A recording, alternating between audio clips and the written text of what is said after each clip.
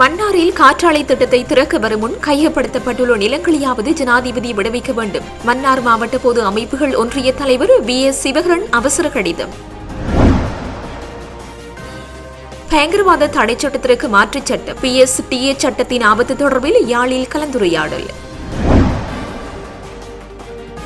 விமலின் ஹரிணி ஹோகம சத்தியகிரக போராட்டம் நிறைவு. 6ஆம் வகுப்பு கல்வி சீர்திருத்தம் வெளியான அமைச்சரவை முடிவு. மகா சங்கத்தை அவமதித்த அமைச்சர் லால்காந்த் அரசாங்கத்திற்கு விடுக்கப்பட்ட எச்சரிக்கை. கல்வி மறுசீரமைப்பு நடவடிக்கைகளில் அரசாங்கத்துடன் இணைந்து செயற்படுங்கள் ஜனாதிபதி. முன்னாள் ஜனாதிபதி மஹிந்த ராஜபக்சவை சந்தித்தார் அமெரிக்க தூதுவர் யூலி சங். மன்னாரில் காற்றாலை திட்டத்தை திறக்க வரும் முன் கையகப்படுத்தப்பட்டுள்ள நிலங்களையாவது ஜனாதிபதி அனுரகுமார திசாநாயக்க விடுவிக்க வேண்டும் என்பதை மக்களின் எதிர்பார்ப்பென மன்னார் மாவட்ட பொது அமைப்புகளின் ஒன்றிய தலைவர் BS சிவகரன் தெரிவித்துள்ளார். ஜனாதிபதி அனுரகுமார திசாநாயக்கவிற்கு இன்று அனுப்பி வைத்துள்ள கடிதத்தில் இவ்வாறு குறிப்பிடப்பட்டுள்ளது. குறித்த கடிதத்தில் மேலும் குறிப்பிடுகையில், மன்னார் தீவு பகுதிக்குள் காற்றாலை கனிம மண் அகழ்வு திட்டங்கள் வேண்டாம் எனும் மன்னார் மக்களின் கூட்டு கோரிக்கை அடியோடு நிராகரித்து ஆட்சியாளர்கள் தமது நிகழ்ச்சி நிரலை முன்னெடுப்பது கடும் விசனத்துடன் ஆழ்ந்த கவலை அடைகின்றோம். ஜனநாயகம் என்பது வலிமையற்றவர்கள் கடலுக்குள் உப்பை கரைப்பதற்கு ஒப்பானது. சமத்துவம் என்பது உதட்டளவில் அல்லது சமூக சமநீதியாக செயல்வடிவம் பெற வேண்டும்.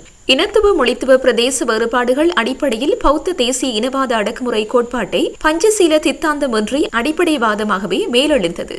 அதனால்தான் இந்த நாட்டில் 70 ஆண்டுகளுக்கு மேலாக மேட்டிமைவாத அடக்குமுறையை அணைய விடாமல் பிரகாசித்து பாதுகாத்து ஆட்சி மாறினாலும் கட்சி மாறினாலும் வழி வரைபடம் மாறுவதில்லை என்பதை கசப்பான உண்மை. பாதிக்கப்பட்ட மக்களின் உணர்வுகளை புரிந்து கொள்ளாமல் நீதி நிர்விகழ்வு சமாதியாகவே நீளுறக்கம் கொள்கிறது. சபிக்கப்பட்ட இனமாகவே தமிழ் மக்கள் வாழ்வியல் தொடர்கிறது. 13/8/2025 அன்று தங்களை சந்தித்த போது மன்னார் மக்களின் விருப்பத்திற்கு மாறாக செயல்பட போவதில்லை என உறுதி கூறினீர்கள். மன்னார் மாவட்டம் கேந்திர முக்கியத்துவம் வாய்ந்த இடமாகும். அதன் இயல்பை கெடுக்காமல் பாதுகாப்பதே அவசியமாகும். எமது மக்களின் கூட்டு கோரிக்கையை குழி தோண்டி புதைத்துவிட்டு திட்டமிட்டபடி 14 காற்றாலை பணிகளும் நடைபெறுகின்றன. கனிம மணல் அகழ்வு முற்றாக நிறுத்தப்படும் என எமக்கு கூறினீர்கள்.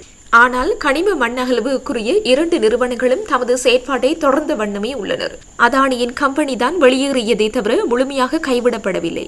காணி சுவீகரிப்பும் நிறுத்தப்படவில்லை. 2,21,220 ஹெக்டேர் நிலம் மன்னார் மாவட்டத்தில் வன திணைக்களம் வன விலங்குகள் திணைக்களத்தாலும் வர்த்தமானிக்குட்படுத்தப்பட்டுள்ளது. இதில் 30,750 ஏக்கர் நிலம் வளமிக்க பரிச்சைகைக்குரிய இடமாகும். அதில் 108 குளங்களும் உள்ளடங்குகின்றன. இதனை விடுவிக்குமாறு தங்களிடம் என்னால் கோரிய போது 6 மாதத்துக்குள் விடுவிப்பதாக கூறினீர்கள். இதுவரை ஏதும் நிகழவில்லை. உரித்து நிர்ணயம் செய்யப்பட்ட காணியை கூட பயன்படுத்த முடியாத துர்ப்பார்க்கிய நிலை காணப்படுகிறது. ஏழைகள் வாழ்வாதாரத்திற்கு பாலைப்பழம் பிடுங்குவதற்கு கூட முடியாத மிக மோசமான அடக்குமுறையை கட்டவிழ்த்து விடப்பட்டுள்ளது. அடிப்படை உரிமையும் நசுக்கப்படுகிறது. புதிதாக குடியேறுவதற்கு ஒரு துண்டு நிலம் கூட இல்லை. முப்படைகளுக்கும் பௌத்த கோயில்களையும் கட்டமைப்பதற்கு எந்த சட்டமும் கட்டுப்படுத்தப்படவில்லை. மன்மாரின் வளத்தையும் சுரண்டி வாழ்வியலையும் கெடுப்பது நியாயம் தானா? தற்போது இயற்கை அனர்த்தத்தால் பாதிக்கப்பட்டவர்களுக்கு கூட இதுவரை முறையாக நிவாரணம் கிடைக்கவில்லை. பாட்டாளி வர்க்கத்தின் கூட்டாளி என கூறும் தாங்கள் எமது மக்களின் உணர்வுகளை புரிந்து கொண்டு காற்றாலை திட்டத்தை திறக்க வரும் முன் இந்த நிலங்களையாவது விடுவீங்கள் என எமது மக்களின் எதிர்பார்ப்பாகும் என குறித்த கடிதத்தில் மேலும் குறிப்பிடப்பட்டுள்ளது. தற்போது நடைமுறையில் உள்ள பயங்கரவாத தடை சட்டத்திற்கு மாற்றீடாக கொண்டுவரப்பட உள்ள பயங்கரவாதத்திலிருந்து அரசை பாதுகாக்கும் சட்டம் தொடர்பான ஆபத்துக்கள் தொடர்பில் தெளிவுபடுத்தும் கலந்துரையாடல் நேற்று யாழ் பொது நூலக மண்டபத்தில் வடக்கு கிழக்கு சிவில் ஒருங்கிணைப்பு குழு ஏற்பாட்டில் இடம்பெற்றது. குறித்த கலந்துரையாடலில் தற்போது நடைமுறையில் உள்ள பயங்கரவாத தடை சட்டத்திற்கு மாற்றீடாக முன்மொழியப்பட்ட PSTA பயங்கரவாதத்திலிருந்து அரசை பாதுகாக்கும் சட்டம் புதிய சட்டமாக வர உள்ளது. இது நாட்டின் பாதுகாப்பு மற்றும் ஸ்திரத்தன்மையை உறுதி செய்வதை நோக்காக கொண்டது. ஆனால் பரந்த வரையறைகள் மற்றும் கடுமையான பிரிவுகள் காரணமாக இது பொதுமக்களின் போராட்டங்கள் சிவில் சமூக செயற்பாடுகள் மற்றும் புலம்பெயர் சமூகத்தினரை குறிவைக்கக்கூடும் என கலந்துரையாடலில் கருத்துக்கள் முன்வைக்கப்பட்டது. இலங்கை குடிமக்கள் வெளிநாடுகளில் இருந்தாலும் இந்த சட்டத்தின் கீழ் வருவார்கள். சமூக ஊடகங்களில் கருத்து தெரிவிப்பவர்களும் பாதிக்கப்படலாம் என விமர்சனங்கள் முன்வைக்கப்பட்டது. குறித்த கலந்துரையாடலில் வளவாளராக சட்டத்தரணி ஐங்கரன் கலந்து கொண்டதுடன் பங்கு பெற்றாளர்களாக பிரதேச சபைகளின் தவிசாளர்கள் சபை உறுப்பினர்கள் மகளிர் அமைப்பின் பிரதிநிதிகள் பல்கலைக்கழக மாணவர்கள் கடற்றொழில் சங்கங்களின் பிரதிநிதிகள் மற்றும் சிவில் அமைப்புகளின் பிரதிநிதிகள் என பலரும் கலந்து கொண்டனர். தரமாறு மாணவர்களுக்கான புதிய கல்வி சீர்திருத்தங்களை அடுத்த வருடம் வரை ஒத்திவைப்பதாக அரசாங்கம் அறிவித்ததை தொடர்ந்து முன்னாள் அமைச்சர் விமல் வீரவன்ச கல்வி அமைச்சுக்கு முன்னால் முன்னெடுத்திருந்த தனது சத்தியகிரக போராட்டத்தை முடித்துக் கொண்டுள்ளார். பிரதமரும் கல்வி அமைச்சருமான ஹரிணி அமரசூரியவிற்கு எதிராக முன்னாள் அமைச்சர் விமல் வீரவன்ச உள்ளிட்ட குழுவினர் ஆரம்பித்த சத்தியகிரக போராட்டம் 2வது நாளாகவும் தொடர்ந்தது. கல்வி அமைச்சுக்கு முன்பாக இந்த போராட்டம் நேற்றைய தினம் காலை ஆரம்பமாகியது. இந்த போராட்டம் தொடர்ச்சியாக மேற்கொள்ளப்படும் என்று அறிவிக்கப்பட்டது. தற்போது பாரிய சர்ச்சைகளை ஏற்படுத்தியுள்ள புதிய கல்வி மறுசீரமைப்பு திட்டத்திற்கு எதிர்ப்பு தெரிவிக்கும் வகையில் இந்த தொடர் சத்தியகிரக போராட்டம் ஆரம்பிக்கப்பட்டுள்ளது. இதன்படி கல்வி அமைச்சரான பிரதமர் ஹரிணி அமரசூரிய அமைச்சர் பதவியிலிருந்து விலக வேண்டும் என்று இதன்போது கோரிக்கை முன்வைக்கப்பட்டுள்ளமை குறிப்பிடத்தக்கது. தற்போது நடைபெற்று வரும் 6ஆம் வகுப்பு கல்வி சீர்திருத்தங்களை மறு ஆய்வு செய்து 2027ஆம் ஆண்டில் தொடங்க அமைச்சரவை முடிவு செய்துள்ளது. இருப்பினும் 1ஆம் வகுப்பு கல்வி சீர்திருத்தங்கள் இந்த ஆண்டு தொடரும் என்று அமைச்சரவை முடிவுகளை அறிவிக்கும் செய்தியாளர் சந்திப்பில் அமைச்சர் வைத்தியர் நலிந்த ஜெயதீச தெரிவித்தார். குற்றப்புலனாய்வுத்துறை மற்றும் கல்வி அமைச்சினால் நடாத்தப்பட்ட விசாரணை அறிக்கைகளின் கண்டுபிடிப்புகளின் அடிப்படையில் தேசிய கல்வி நிறுவனத்தின் நிர்வாக குழு சம்பவத்திற்கு பொறுப்பான அதிகாரிகள் மீது ஒழுங்கு நடவடிக்கை எடுக்கும் என்று அமைச்சர் நலிந்த ஜெயதீச கூறினார். அதன்படி தொடர்பு கல்வி சீர்திருத்த நடவடிக்கைகள் 5 முக்கிய தூண்களில் செயல்படுத்தப்படும் என்று அமைச்சர் கூறினார். மனிதவள மேம்பாடு, உள்கட்டமைப்பு மேம்பாடு மற்றும் நிர்வாக சீர்திருத்தங்கள், மதிப்பீடு மற்றும் மதிப்பீட்டு நடவடிக்கைகள், பாடத்திட்ட மேம்பாடு, பொது விழிப்புணர்வு மற்றும் ஊக்குவிப்பு என்பன அவையாகும். மகா சங்கத்தினரை இழிவுபடுத்தும் மற்றும் அவமதிக்கும் வகையில் அமைச்சர் லால்காந்த கருத்துக்களை கூறியதற்காக அரசாங்கம் அவருக்கு எதிராக உரிய நடவடிக்கை எடுக்க தவறினால் விரைவில் பாதகமான விளைவுகளை சந்திக்க நேரிடும் என்று தேசிய சங்க பேரவையின் தலைவர் வணக்கத்திற்குரிய லியான்வல சாசனராத தேரர் கடும் எச்சரிக்கை விடுத்துள்ளார்.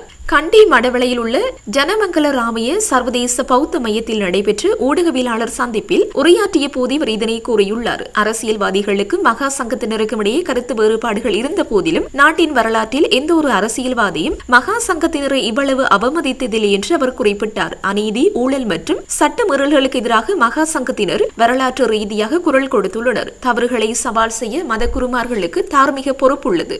அமைச்சர் லால்காந்த தனது கருத்துக்களை விரைவாக மீளப்பெற வேண்டும். ஜனாதிபதி விரைவாக நடவடிக்கை எடுக்க வேண்டும். அவ்வாறு செய்ய தவறினால் நாட்டின் உறுதித்தன்மை மற்றும் சமூக நல்லிணக்கத்திற்கு கடுமையான அச்சுறுத்தல் ஏற்படும். இந்த பிரச்சினை உடனடியாக தீர்க்கப்படாவிட்டால் பொதுமக்களின் எதிர்வினை தவிர்க்க முடியாதது. நாட்டின் கலாச்சாரம் மற்றும் மத விழுமியங்களுக்கு ஏற்ப அரசாங்கம் செயற்பட வேண்டும் என்றும் தவறின் நாட்டு மக்கள் மிக விரைவாக பதிலளிப்பார்கள் என்றும் அவர் கூறினார்.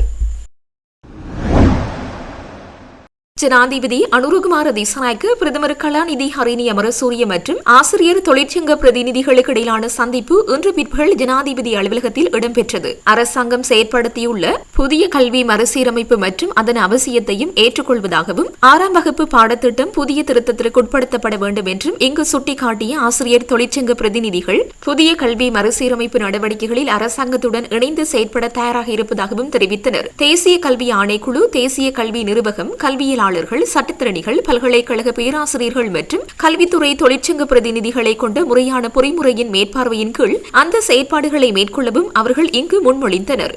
கல்வி மறுசீரமைப்புகளை வெற்றிகரமாக்குவதற்கு ஆசிரியர்கள் மற்றும் பெற்றோர்களின் நம்பிக்கையை பெறுவது அத்தியாவசியமானது என்றும் சந்தேகம் அல்லது அவநம்பிக்கையுடன் மாற்றத்தை மேற்கொள்ள முடியாது என்றும் சுட்டிக்காட்டிய ஜனாதிபதி புதிய கல்வி மறுசீரமைப்புகளில் அரசாங்கத்துடன் இணைந்து செயற்படுமாறு ஆசிரியர் தொழிற்சங்க பிரதிநிதிகளுக்கு அழைப்பு விடுத்தார். அரசாங்கம் தொடங்கியுள்ள புதிய கல்வி மறுசீரமைப்பு நடவடிக்கை குறித்து இங்கு ஆசிரியர் தொழிற்சங்க பிரதிநிதிகளுக்கு தெளிவுபடுத்திய ஜனாதிபதி 1ஆம் தர மறுசீரமைப்பு செயற்பாடுகளை திட்டமிட்டபடி செயற்படுத்துவதாகவும், ஆனால் முடிவுகளை தயாரிப்பதில் எழுந்துள்ள சிக்கல்கள், ஆசிரியர் பயிற்சியில் ஏற்படும் தாமதம் மற்றும் தொழில்நுட்ப சிக்கல்களை தவிர்த்து 6ஆம் தர வகுப்பு பாட மறுசீரமைப்புகளை 2027ஆம் ஆண்டில் தொடங்க எதிர்பார்ப்பதாகவும் தெரிவித்தார். மறுசீரமைப்பிற்கு தேவையான ஸ்மார்ட் போர்டுகள், தொலைக்காட்சிகள் மற்றும் கண்ணடிகள் போன்ற அடிப்படை வசதிகளை பெற்றோரின் பணத்தில் அன்றி அரசாங்கத்தின் நிதி ஒதுக்கீட்டின் மூலம் வழங்க நடவடிக்கை எடுக்கப்படுவதாகவும் ஜனாதிபதி இங்கு தெரிவித்தார். மேலும் மாகாணங்களுக்கு இடையிலான ஆசிரியர் இடமாற்றங்கள், பதவி உயர்வுகள், ஊதிய ஏற்றத்தாழ்வுகள் மற்றும் அதிபர் சபையில் நிலவும் சிக்கல்கள் குறித்தும் இங்கு ஜனாதிபதியின் கவனத்திற்கு கொண்டுவரப்பட்டது. இலங்கை பிரிவன ஆசிரியர் சேவை சங்கத்தின் தலைவர் வணக்கத்திற்குரிய வகமுல்லை உதித தேரர், அகில இலங்கை ஐக்கிய ஆசிரியர் சங்கத்தின் தலைவர் வணக்கத்திற்குரிய ஜல்வெல பஞ்சாசேகர தேரர், இலங்கை ஆசிரியர் சங்கத்தின் பிரதான செயலாளர் ஜோசப் ஸ்டாலின், இலங்கை ஆசிரியர் சேவை சங்கத்தின் தலைவர் தம்மிக்க அழகப்பெரும, கல்வி கூட்டுறவு சங்கத்தின் தலைவர் MGPL லால்குமார், அதிபர் சேவை சங்கத்தின் தேசிய அமைப்பாளர் சிசிர ராஜபக்ச ஆகியோர் உட்பட பல ஆசிரியர் தொழிற்சங்கங்களை பிரதிநிதித்துவப்படுத்தி பலர் இதில் கலந்து கொண்டனர். தொழில் பிரதி அமைச்சர் மஹிந்த ஜெயசிங்கவும் இந்த நிகழ்வில் கலந்து கொண்டார். இலங்கைக்கான அமெரிக்க தூதுவராக தனது ராஜதந்திர சேவையை நிறைவு செய்துவிட்டு ஜனவரி 16ஆம் தேதி நாட்டிலிருந்து புறப்பட உள்ள ஜூலி சங் முன்னாள் ஜனாதிபதி மஹிந்த ராஜபக்சவை சந்தித்தார். இந்த சந்திப்பு மஹிந்த ராஜபக்சவை இல்லத்தில் இன்று இடம்பெற்றுள்ளது. இந்த சந்திப்பின் போது ஜூலி சங்கின் சிறப்பான பணிகளுக்கு நன்றி தெரிவித்த மஹிந்த ராஜபக்ச அவரது எதிர்கால பணிகளுக்காக வாழ்த்துகளையும் தெரிவித்துள்ளார். சிறிய கூட்டமாக இருந்து கொண்டு இவர்கள் மீண்டும் இந்த நாட்டை குழப்புகின்ற வேலையைத்தான் இவர்கள் செய்கின்றார்கள். விமல் வீரவன்ச பற்றி அனைவருக்கும் தெரியும். மஹிந்த காலத்திலே அவர் செய்த ஊழல்கள் தொடர்பாக இப்போது கூட அவருக்கு எதிராக வழக்குகள் இடம்பெற்றுக் கொண்டிருக்கின்றது. பல மோசடிகள், சமூகத்தை சீரழிக்கும் விடயங்களில் எல்லாம் ஒன்னொன்று செயற்பட்ட ஒருவர். அவரது செயற்பாடுகளை மக்கள் என்றுமே ஏற்றுக்கொள்ள மாட்டார்கள். முக்கியமாக பெண்கள் இவரது கருத்துக்களை ஏற்றுக்கொள்ளப் போவதும் இல்லை, இவர்களை ஆதரிக்கப் போவதும் இல்லை என தேசிய மக்கள் சக்தியின் மட்டக்களப்பு மாவட்ட பாராளுமன்ற உறுப்பினர் கந்தசாமி பிரபு தெரிவித்தார். இன்று மாலை மட்டக்களப்பில் உள்ள அவரது அலுவலகத்தில் நடைபெற்ற ஊடகவியலாளர் சந்திப்பிலே அவர் இதனை தெரிவித்தார். தேசிய மக்கள் சக்தி அரசாங்கத்தின் கொள்கையின் அடிப்படையிலே கல்வி சீர்திருத்தத்தை கொண்டு வர வேண்டிய தேவை ஒன்று எழுந்திருந்தது. உங்களுக்கு தெரியும், கடந்த காலங்களிலே பிள்ளைகள் எதிர்நோக்குகின்ற பிரச்சனைகள் தொடர்பாகவும் அதே நேரம் கல்வியினை அவர்கள் பூர்த்தி செய்து வெளியேறினதன் பின்னர் அவர்கள் தொழில் வாய்ப்புக்காக ஏங்கி நிற்கின்ற நிலைமையை கருத்தில் கொண்டு கௌரவ பிரதமர் ஹரணி அமரசூரிய அவர்கள் கல்வி அமைச்சர் என்ற ரீதியிலே அந்த பொறுப்பை ஏற்றுக்கொண்டிருந்தார். கல்வி சீரமைப்பை மேற்கொண்டு இந்த நாட்டின் பிள்ளைகள் எதிர்காலத்தில் அவர்கள் எதிர்நோக்குகின்ற பிரச்சினை தொடர்பாக இப்போதே அந்த கல்வியிலே சீர்திருத்தங்களை மேற்கொண்டு அவர்களை இந்த நாட்டின் சிறந்த தலைமைத்துவத்தை கொண்டவர்களாகவும் இந்த நாட்டை சீரமைக்கக்கூடியவர்களாகவும் அதே நேரம் தொழில் வாய்ப்புக்காக ஏங்கி நிற்க வேண்டியவர்களாக இல்லாமல் அவர்களே சிறந்த ஒரு சமூக பாங்கானவர்களாக மாற்றுவதற்காக இந்த கல்வி சீரமைப்பை நாங்கள் உருவாக்கியிருந்தோம். அதிலே உங்களுக்கு தெரியும், 3 லட்சம் பிள்ளைகள் பாடசாலை கல்விக்காக பாடசாலைகளை சேர்ந்து கொண்டு 11 வருடங்கள் கல்வியை பூர்த்தி செய்து வெளியேறும் போது அவர்கள் தொழில் இல்லாத ஒரு நிலைமையை நோக்கி கொண்டு ஆங்காங்கே சமூக சீரழிவுக்கு உள்ளாகி கொண்டு இருப்பதை நாங்கள் காணக்கூடியதாக இருக்கின்றது. ஆகவே இந்த கல்வி சீரமைப்பை இந்த முறையில் ஆரம்பித்து முதலாவதாக தரம் 1லும் தரம் 6லும் அந்த சீரமைப்பை கொண்டு வந்திருக்கிறோம். அதனூடாக கல்வியை பூர்த்தி செய்து பாடசாலை கல்வியை பூர்த்தி செய்து அவர்கள் வெளியேறும்போது அவர்களுக்கான ஒரு தொழிலினை அவர்கள் ஏற்படுத்தி கொண்டு செல்லக்கூடிய விதமாக இந்த முறைமை மாற்றத்தை ஏற்படுத்தியிருக்கின்றோம். இருந்த போதிலும் எங்களது பெண் அதே நேரம் முதலாவது எங்களது ஆட்சி காலத்திலே வந்த முதலாவது பெண் பிரதமராகவும் இருக்கின்ற கருணி அமரசூரிய அவர்களை தாக்குகின்ற விதமாக அவரது பெண்களை இழிவுபடுத்தும் விதமாக சத்தியக்கிரக போராட்டம் ஒன்றை ஆரம்பித்திருக்கின்றார். ஒரு முன்னாள் பாராளுமன்ற உறுப்பினராக இருந்த விமல் வீரவன்ச அவர்கள் அவர் பெண்களை இழிவுபடுத்துகின்ற விதமாகத்தான் அவரது கருத்துக்கள் அமைந்திருக்கின்றது. அதனை போன்று பிரதமரை பதவி நீக்க வேண்டும் என்பதை அவர்கள் கூறிக்கொண்டு அந்த போராட்டத்தில் இடம்பெற்று கொண்டிருக்கின்றார்கள். எந்த நேரமும் சத்தியாகிரக போராட்டம் என்று கூறிக்கொண்டு மிக போட்டில் மாத்திரம், பலகைகள் மாத்திரம் அல்லது அந்த பதாதைகளினூடாக மாத்திரம்தான் அதை பார்க்கக்கூடியதாக இருக்கின்றது. ஆனால் நடைமுறையில் அது இல்லதாக தெரியவில்லை. அவர் எப்போவுமே எந்த நேரமும் சிரித்த முகத்திலும் ஒரு ஃப்ரெஷ்ஷாக இருக்கக்கூடியதான் பார்க்க முடிகின்றது. ஆகவே ஊடகங்களுக்கு மாத்திரம் தான் ஒரு போராட்டத்தை ஈடுபடுவதாக காட்டிக்கொண்டு மிகுதி நேரங்களில் தனது வேலைகளை செய்து கொண்டிருப்பதை நாங்கள் பார்க்கக்கூடியதாக இருக்கின்றது. ஆகவே சிறிய கூட்டமாக சேர்ந்து கொண்டு இவர்கள் மீண்டும் இந்த நாட்டை குழப்புகின்ற ஒரு வேலையைத்தான் ஆரம்பித்திருக்கின்றார்கள். விமல் வீரவன்ச பற்றி உங்களுக்கு நன்றாக தெரிந்திருக்கும். மஹிந்த ராஜபக்சவின் காலத்திலே அவர் செய்த ஊழல்கள் தொடர்பாக இப்போது கூட அவருக்கு எதிராக வழக்குகள் இடம்பெற்று கொண்டிருக்கின்றது. பல விடயங்கள், மோசடிகள் தொடர்பான விடயங்கள், பல சமூகத்தை சீரழிக்கின்ற விடயங்களில் அவர் முன்னின்று செயற்படுகிற ஒருவராக இந்த விமல் வீரவன்ச இருக்கின்றார். அவரது செயற்பாடு என்றென்றும் வகையிலும் மக்கள் அவரது அந்த செயற்பாடுகளை ஏற்றுக்கொள்ள மாட்டார்கள் என்பது எங்களுக்கு தெளிவாக தெரிகின்றது. விசேடமாக இந்த நாட்டில் வாழுகின்ற பெண்கள் இவரை ஏற்றுக்கொள்ளப் போவதும் இல்லை, இவரது இந்த கருத்துக்களை அவர்கள் ஆதரிக்கப் போவதும் இல்லை என்பதை எங்களுக்கு தெளிவாக புரிகின்றது. எங்களது பிரதமருக்கு எதிராக கொண்டு வர இருக்கின்ற அந்த பிரேரணைக்கு எதிராகவும் இப்போதும் கூட பல அரசியல் கட்சிகள் அதை எதிர்த்து கொண்டிருக்கின்றார்கள். ஒரு மூடத்தரமான செயற்பாடாக கருதுகின்றார்கள். அதிலே சில பாடப்புத்தகங்களே ஒரு சில குறைபாடுகள் இருந்தது. அந்த குறைபாடுகளை விசாரிப்பதற்காக அவர் நடவடிக்கையில் மேற்கொண்டிருக்கின்றார்.